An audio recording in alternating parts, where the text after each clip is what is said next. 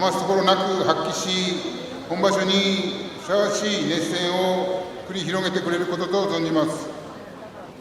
何卒千秋楽まで温かいご声援を賜りますようお願いを申し上げ、ご挨拶といたします。令和7年9月14日、公益財団法人日本相撲協会理事長、八角信義。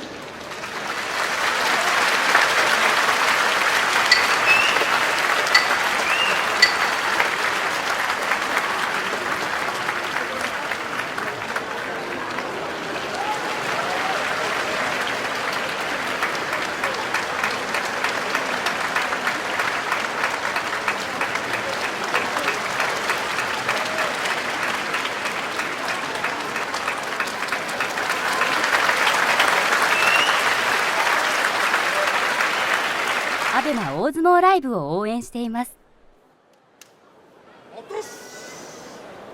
はい、幕内初日の最初の一番が時間いっぱいとなりました。十両の大青山が西方に上がってきています。獅司と大青山の対戦です。大青山初めて幕内で取ります。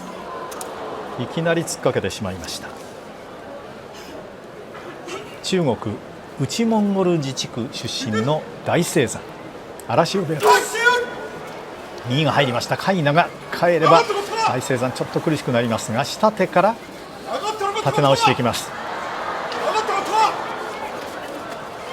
巻き替えに行ったところ上手から出しました。大青山の勝ちです。初めて幕内で取りました大青山が初日白星、そしてどうやら行司が左手に懸賞を持っていますので初めての懸賞を受け取ります。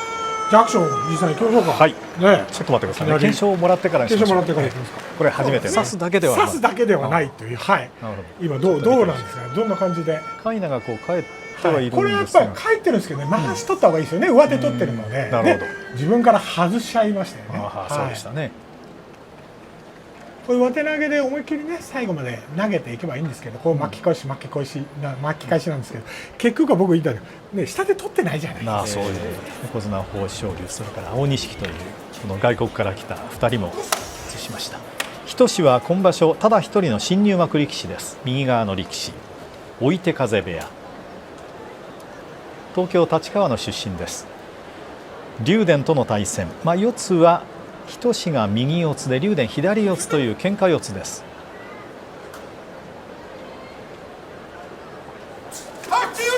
張り差しに行きましたが、これはあまり効果がありませんでした。押し出し竜電の勝ち。幕内で初めての相撲でしたが、日翔ちょっと元気がありませんでしたね。もう少し元気があっていいと思うんですけど、張り差しといっても当たってないですよね。ちょっと手は出しましたけどね。手出したんですけど、竜電のが踏み込んでますよね。はい、そうです。そうするとこの当たりも久志の当たりもね、全然竜電に伝わってないから、竜電としては簡単に前に出ていくだけで考えもあるのかと思いますけどね。全体的に藤井さん大きくなったじゃないですか、体も。やっぱそういう点では昔の稽古をさせてたらどうなのかとかね。これだけ大きかったらやっぱり膝の負担もすごいですし、膝足首そうでしょうね。対戦相手の錦木、大きいという話をしましたが、錦木は正なのかもしれませんが、13キロも前回の軽量よりも体重が落ちました。大きいかもしれないです。173キロ、それでもありますが、ちょっと絞ったというところです。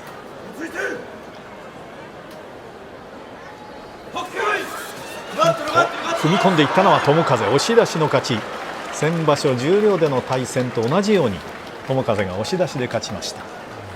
ちょっと錦木に元気がありませんでした。行くんですけど、私もちょっとガクっていう感じで、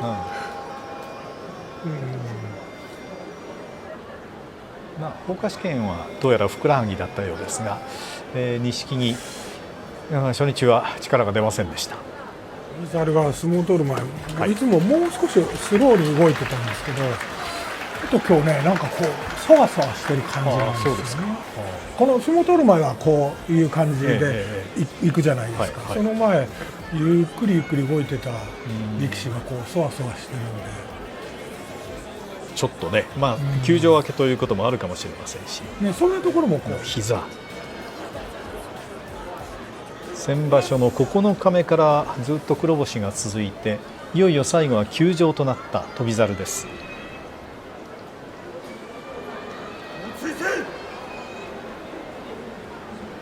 今日は見ながら湘南の海の押しですが、どっかで引いてくるか、回り込みました。まわしを取って、この動きは翔猿、ま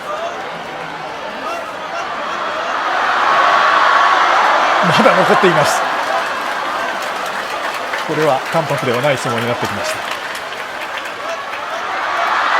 引いていなして、ここも湘南の海残しましたが、最後は押し出し、翔猿が勝ちました。先場所の中日以来の白星、この表情です。ちょっと握手をいきましょうか、ね。いいですか。取るんだぞっていうのは翔猿のこの初日の表れなんですよね。はい。仕切っている最中のいつもと違う動きなどで、精神的な面もなんか見えたりするんです。そうなんですよ。もっとゆっくりなんですけど、なんで僕がいつもそわそわしてるって今日言ってますよね。動きが当たってないですよね。当たれないんですよね。だけどもこううまくこうごまかしながら相撲を取っていくと。これもね、離れすぎると当たっていくの難しいんですよ。でもその感覚は翔猿はいけるんですよね。体をこう今場所は使っていこうっていうこういうのが見られるので、ちょっと分かりにくいですね。場所前も私境川部屋の稽古1日見ましたが、新十両の西野龍、あるいは平戸海ね、この辺りと結構激しい稽古をしていました佐田の海です。稽古を見ているとやはりこの人の熱心さに頭が下がります。38になっても手を抜くということがありません。さあ対戦相手が朝紅龍です。こちら幕内5場所目、弟朝水龍が十両入りを果たしましたので、兄弟での関取となりました。24組目、佐田の海得意の右が入りました。体を寄せました。佐田の海勝ちました。寄り切りの勝ちです。タッチペンいいですか。はい、今度はタッチペンでの解説をお願いしましょう。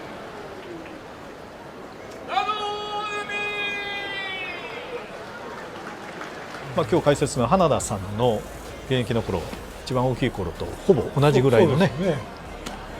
でも若々しいですよね。はい、若いですよね。なんか29歳よりもっと若く見えます。もう29になってましたね。はい、そうか。肌も白くてですね、時早くてね。この場所前に29になりましたね。8月の25日が誕生日でした。左四つで、右の上手を取れば形ができる時疾風ですが、どうでしょうか。明生も四つは左四つです。すぐに左を差しに行きましたが、ここは離れての攻めは出ていったのは明生でした。明生寄り切りの勝ち、右が覗いていました。どう来るかというのはね、時疾風の立ち合いが予測できますよね、明生としてはね。なので無理に頭から当たるんではなく、肩で当たっていって、で相手を見ながら余計ね、時疾風が状態が起きるのがね、早くなりますよね。これね、うまいですよね。上手は取れないけど無理にして出ていかないで刺してスッてこう寄っていくっていうね。そうですね。はい。ちょっと今ね、この辺りの番付で壁にぶつかっているような状況です。何かきっかけですよね。みんな力士やっぱり先ほどのね、時疾風制限時間いっぱいです。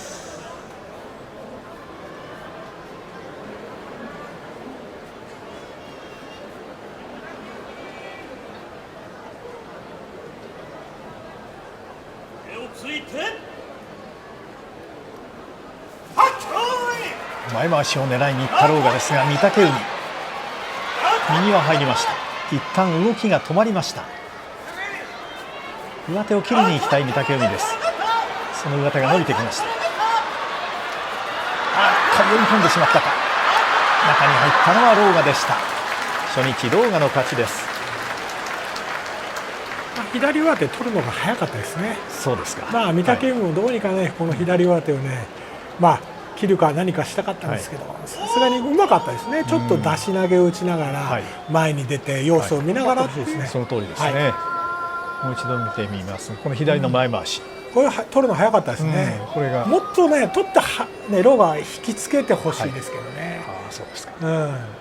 そうするともっと早くね、御嶽海の状態、腰が上がりますのでね、出やすいんですけど、ここでもちょっと遅いですよね、御嶽海の右の下手が取れているのと、腰が重たいんで出にくいんですけど、ここうまくね回し切りましたよね、切ったと同時に攻める、で今度は右上手左出し、上手でね今場所当たっていくのか正代がね、起こすような立ち合いを見せてくれるのか、それともね美ノ海はそこをさせずに、早くまわしを取って上体を浮かすっていう、ここの駆け引きが楽しみですけどね。正代が2つ上です。制限時間いっぱいです。式守金太夫が合わせます。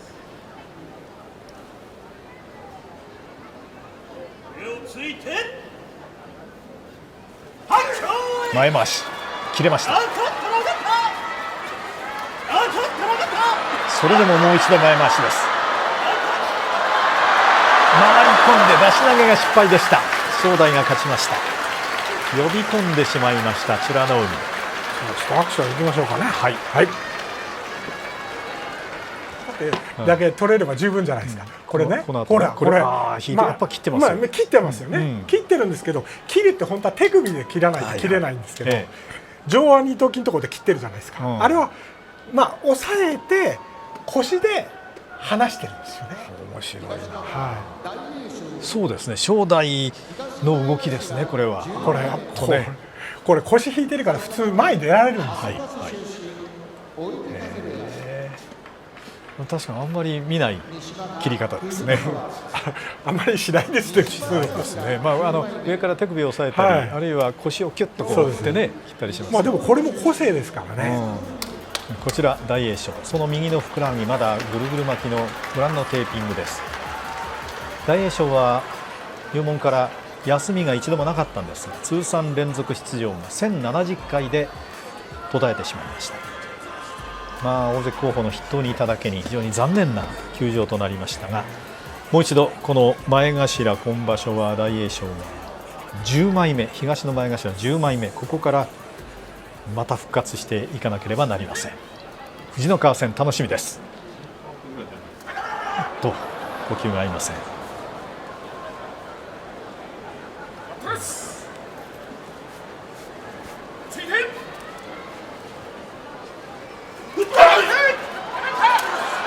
大栄翔の押しにも下がらない藤の川、しかしじわじわ大栄翔押し出しました。さすがに単独勝ちです。ましから世代にしましたね。余裕があって、藤の川としてもね起こされちゃうとね、腰が上がってしまったんで、自分のこのなんていうか当たりいいですね。下からね、どっちかねこう手手繰るかをつけて横向きにしないと、常に大栄翔が、右足が悪いんですけど、正対してますよね。わかりますか？相手に鏡のように体大きいから、小さい人に対してプレッシャーをかけていくんですよね。ちょっと下半身しか映らないんですけど、常に正面に置いていると。そう、正面に好成績を収めますと、また青森県出身力士が幕内に上がってくるということで、その記録が続くという可能性も十分にあります。私もプロ入るまでは本籍地青森県弘前だったので。そうですか。本籍がね。巡業行くとね、青森の方が「お前の血は半分青森だぞ」ってよく声かけられて。さて、翠富士と金峰山。金峰山はカザフスタンの出身です。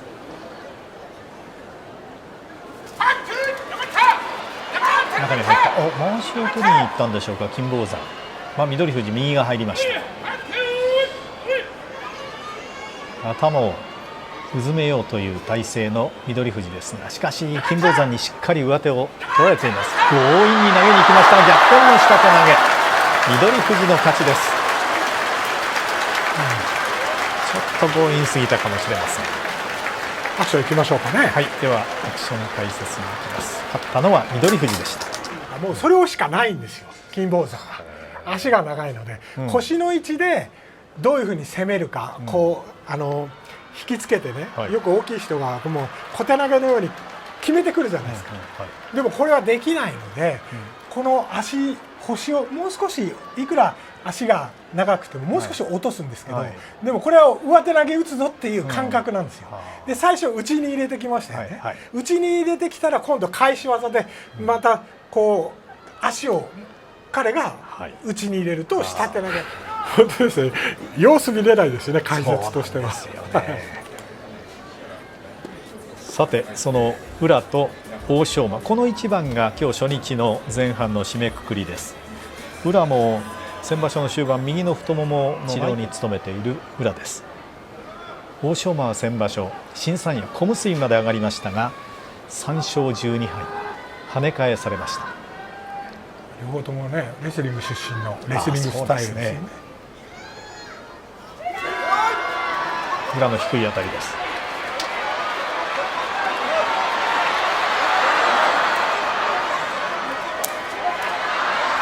引きが入った欧勝馬、欧勝馬の引きはたきに当然注意しなければなりませんが、宇良は一旦こうして俵まで下がってという自分から下がる場合があります。足を狙っていきました。頭をつけ合って確かにレスリングスタイル。今度は宇良が引きました。互いに頭を下げています。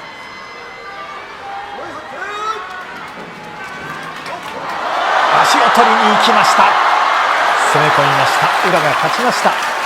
足取りからの攻めでした。よく見てましたね、宇良ね。さすが宇良っていう感じの相撲ですかね。ちょっと腰高いんですよね。ああ、そうですか。足取りの場合やっぱ欧勝馬がね少し腰高いので足取り行くだろうなと、取るチャンスはあるだろうなっていうのをそれ測ってましたよね。宇良は当然足を重たいわけですからでいつもよりもう少し腰を落としておけばまだまだ相撲は取り続けたと思うんですけど、両方ともレスリングスタイルだから間合いを空けるじゃないですか。なので欧勝馬としてはちょっとやっぱ腰を落とすの苦しいですし、そういう点では少し腰が高くなってここですよね。こういう腰の形だと宇良足みたいですね。これ手でこう相手をここにこう触覚みたいにこうやってますけど、下見て取るのタイミングを見てますよね。これ足何回も足取りに行ってますもんね。この体勢で押せないってこれ人間として重たいんですよ欧勝馬。そうですね。いやでも欧勝馬も前で強くなる力士だと思うんだけどな。そこですね。ちょうど師匠が欧勝馬の後ろに鳴門親方同士がいますが、その後にもね師匠がどういう指導をしているのか、もっと攻めろということは言ってると思うんですが、足取るというか、タックルですよね。これね完全にタックルですね。タックルで片足タックルでした。裏だから腰の高さにして、回し取ったら草野強いですもんね。そうなんですね。だから先場所はもう離れて右の喉輪で起こしていこうという相撲でした。それを隆の勝とはしていきたいとは思うんですけどね、草野もさすがにね2回目なんでね、考えてくるでしょうね。番付を西の前頭6枚目に上げてきました。新入幕で先場所敢闘賞と技能賞2つの賞を受賞した草野です。右四つになりました。しのげたと投げに行きましたが、ここは思いとどまり呼び込みました。草野が呼び込んでしまいました。体を寄せた隆の勝の寄り切りの勝ちです。ちょっと投げに頼ってしまったかなという相撲でした。左の上手がね深いですよね。右の差し手が使えたということです。右は差し手なんですけど無理に刺さないんですよ。隆の勝、草野はね左上手、ちょっとスロー見てください。左上手取ればどうにかなると思って左を狙っていて、これ前出られるんですよね。これはもう仕方ない、土俵際で残ろうって相撲を取ったんですよ。でこれで残ったんですけど、でも隆の勝のね動きがそれを察知して前に出てこないんですよ。なるほど。それができるのは腰の重さと、あと仕切り見てれば分かるんですけど、体の大きさと重さが全然違うんですよ。難しいですね。これ番付上げて稽古して体を作っていって、まだ体がね違うんですよ。体つきが全く。だその相撲はまで上がって横綱大関とも対戦しました。しかし少し6勝9敗と負け越して役力士にはなかなか通用しないという先場所の状況でした。一山本も当たっていかないといけないですね。はい、大野勝もこう力ついてきて、体できてきてるんで、こう小細工の相撲は効かないと思うんですよ。はい、四つにも非常にうまい大野勝です。過去2回の対戦はいずれも大野勝が勝ちました。離れて突き放していく一山本ですが、最後は左が入りました。左四つ、どちらも根は右四つですが、ただ大野勝は左四つでも取ることができます。引いてしまいました。もろ差しで大野勝、寄り切りの勝ちです。刺してしまうとですね、やはり大野勝分がありますよね。左取れましたよね。右もうまく一山本切ったんですけどね、切ってからの押っつけがねちょっと中途半端なんで、効かなかったですよね。なるほど。落ち着いてますね、確かに。当たってね、これいいんですよ、一山本当たって相手の顎めがけて顎の下に当たってますよね。何回も当たっていく。そう、これいいんですけどね、ここですよね、刺せたんでね、いけるかと思ったんですけど、大野勝やっぱりね落ち着いてる、体が出来上がってきてるんですよ。で重たい。さっきの草野とはここが違うところですか。そう、これがだんだん出来上がってくるんですよね、幕内で戦ってて。これで引きましたよね。右からいなすっていうかね、もう上から押し付けるような場所もこうして太ももにテープは見られます。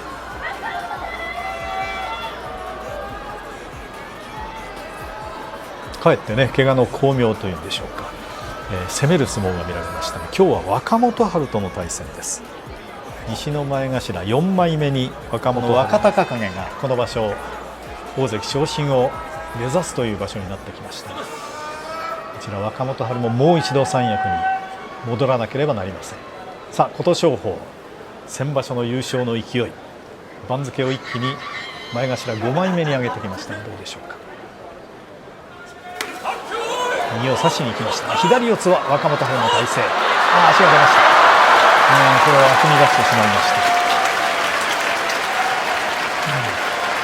左入ると強いですね。やはりのね、左四つ得意の若元春の相撲でした。引っ張り込っちゃいましたね。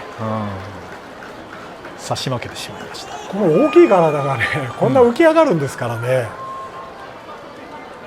やはり十分になりましたよね。余計に左がね、おつけも良かったんじゃないですか。これは上手ですね。若元春らしい。体大きくないのにすごい大きい相撲で勝ってますもんね。本当ですね。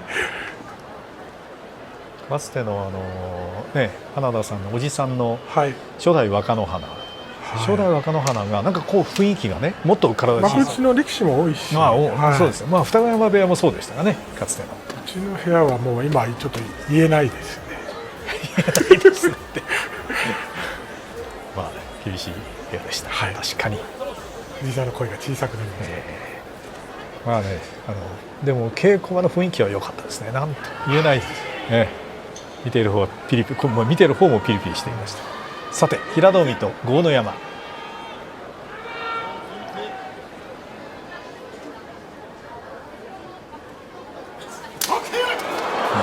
すごい当たりでしたが、いなしました。突き落とし、平戸海の勝ちです。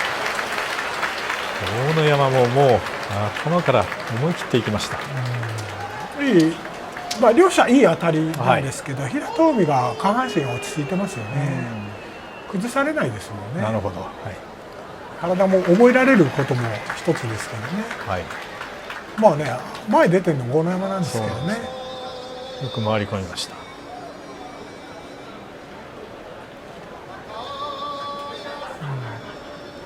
これも当たっただけではなく手も出てたんですが、足が出なかったですかね。やっぱり平戸海としてもそんなないですよね。似たような感じで、UFC とかありますけど、やっぱりね、こう上にこうね、柵みたいなのありますし、何にもないですからね。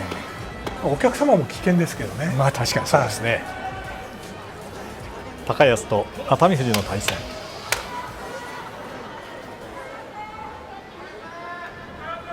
今場所も高安が大の里の土俵入りの太刀持ちを務めています。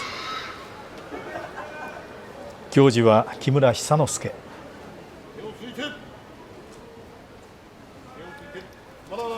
わずかに呼吸がずれました。ち合いね、高安こう駆け引きがうまいから、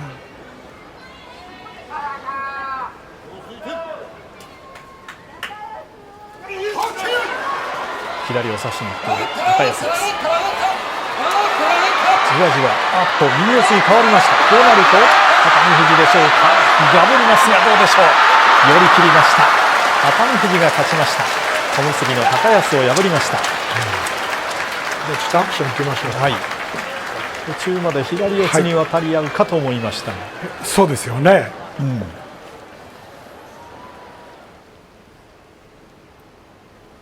ちょっと遅れてますよね。遅れたことをわざとかどうかちょっとわからないんですけども、それで高安が前に出れなくなっちゃったんですよ。高安のいい、僕取り組み前に高安は立ち合いがうまいって言ってるじゃないですか、あれを当たっていってそのまま攻めていくんですけど、今日2回目の立ち合いでそれが合わなくなってしまったんですよね。なのでその高安の立ち合いからのいらなかったんですか。いや1日2日休んで、そのぐらいだったらで感じなんですけど、でも意外と大怪我してるんですよね。そうか。師匠に怖くて言えないっていうね。なるほど、ちょっと霧島もね、いろんなところに怪我がこのところ多いんですが、みんなそれって来てますからね。さて待ったなしという木村晃之助の大きな声が響きました。王鵬、番付は前頭2枚目です。東の前頭2枚目、このところ負け越しが続いていてもなかなか、1点の負け越しであったりしますから、それほど下がっていませんが、左から出し投げを打って形を作った霧島、得意な形になりました。寄り切り、霧島勝ちました。いい相撲ですね。これは霧島らしいね。ちょっと上手を深く取りに行ってますけど、でも当たってますからね。それが通じますよね。その後の前回しを取っていく形がいいですよね、霧島の。いい当たり、下からね攻めて突っ張られないように取ったらすぐね、相手をちょっと出し投げで崩していく。左を差したらこれ基本ですよね。前回しですね。あれパッと押してますけどね、土俵際何かやられないようにっていう感じで押してますんでね、もっと負けたくないって言ったらもうわざと切り返しますからね。そうか、左に切り返す方法もあったんですね。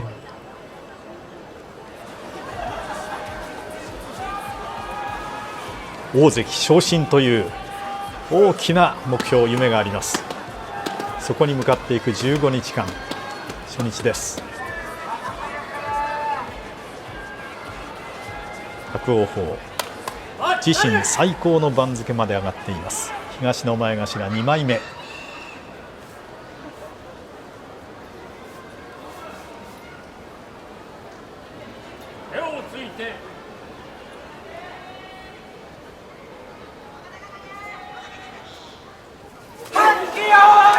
左が潜ってきました。一気の攻めでした。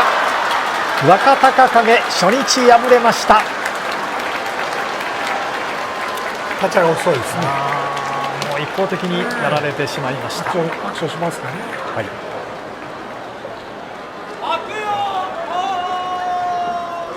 さあ、それでは、アクション解説お願いします。そのまま一気に攻めていきました。もう一度ね、立ち遅れてますよね。両足、左足が遅れましたよね。もう完全に受けに回りました。瞬発力の運動神経がいいんですよ。そういうことですね。これね、内側からスッと入って、今カメラ入りました。手、大丈夫ですか。私もちょっと見えてるんで、私もね、ちょうどこの位置からね、モニター画面が負けて注目される大関や横綱とはまたね、気分は違うでしょうしね。そうですね。一番元気があった頃ですかね。今思えば。新三役の場所も今ね、ちょっと記録を見るとメモで右足かな、足の親指を痛めるって私メモしてるんですよ。怪我多いからですね。だからそこも藤井さんが見られてたんですね。いや、三役の場所、新三役の場所でだから怪我をしてるんですよね。今振り返れば。さて、琴櫻、そろそろ琴櫻もちょっとまた目を覚ましてほしいところです。今日は一気に攻め切りました。琴櫻が勝ちました。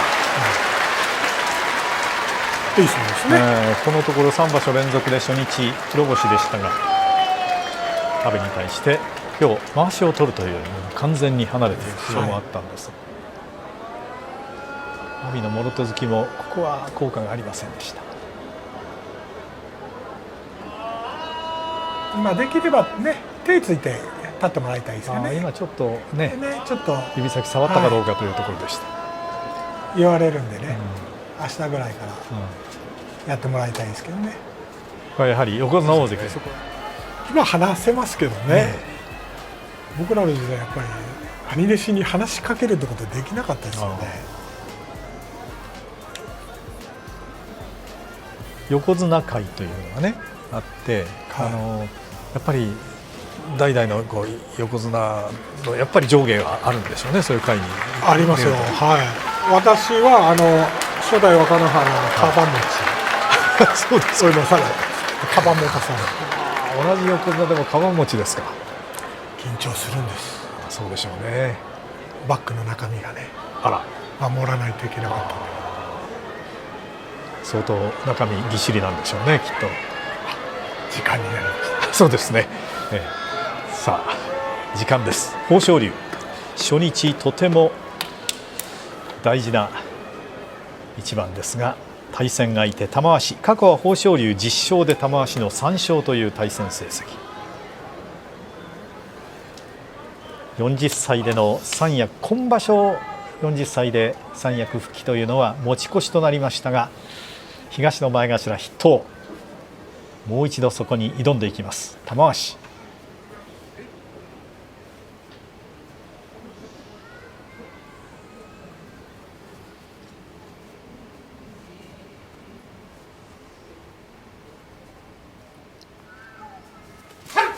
突っ込んでいった豊昇龍、足が流れかけましたが、突き落としはどうか。軍配は豊昇龍に上がりました。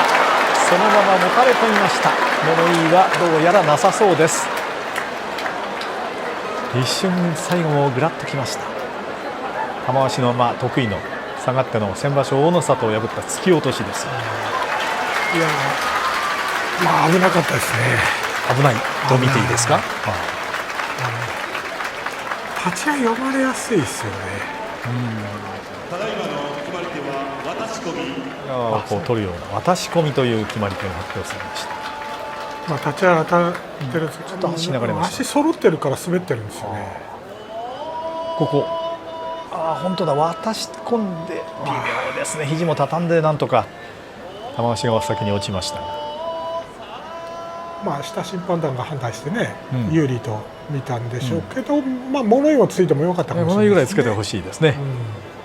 物言いがあった方が、館内のお客様特にね、微妙なところですから、という瞬間だったです。足浮いてるけど、浮いてるのを取ったのかな。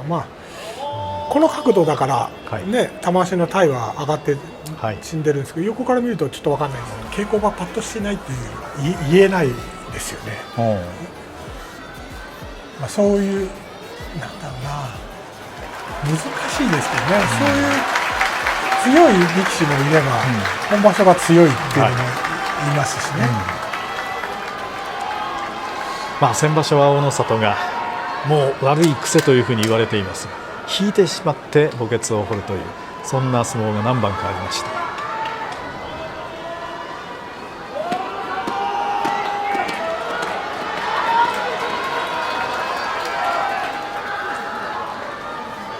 好取り組みが続いてきた9月場所の初日ですが、結びの一番。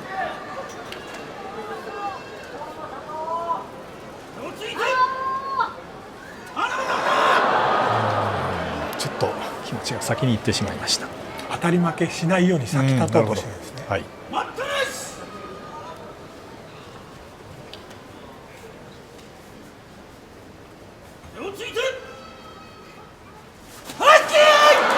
先場所と同じように、そして右が入って圧力で倒しました。大の里勝ちました。初日起こされてしまいました大錦。刺さなかったです当たって当たり負け、向こうも絶対当たり負けしないっていうのがはい最初の待ったで分かったので、ね当たっていきましたよね。なるほで突っ張っていく、下手に回しを取っていくと危ないので、ど。はい。まあ一番いい攻め方ですねなるほど、横綱。はい。圧倒しました。今場所も青錦には通して勝ちました。寄り倒しの勝ちです。強いですね。ああ、もう今日の相撲はね、本当に強い。手が踏み込みも違いますしね。遅れて滑ってます、青錦。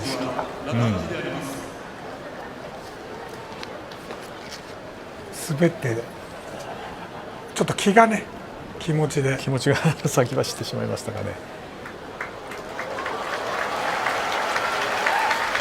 さて今大きいのでね、もうぶわーって出てこられるとね、で状態上がっちゃいましたよね。ちょっとね、今画面ではスローが出ていますが、土俵上では今日初めての弓取り、これはリプレイですね。今もう弓取り式は終盤に差し掛かっています。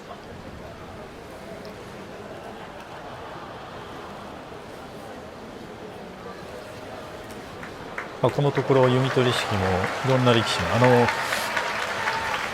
関取経験のある天空海もしばらく豊昇龍と同じ立浪部屋で務めていましたし、それから勇気という力士も務めました。で今場所は初めてこの羅漢寺、弓取り式はこれね、弓を抜くという動作なんですが、これは勝った力士の片屋の方から抜きます。したがって今日東方の大野里が勝ちましたので、東方から先に弓を抜きました。毎日同じ動きではないんです。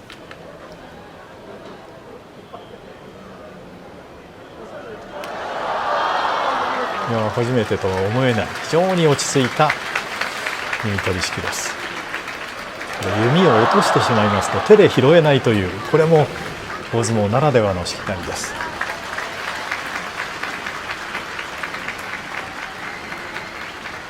これで弓取り式が終わりました。今リプレイでご覧いただきました。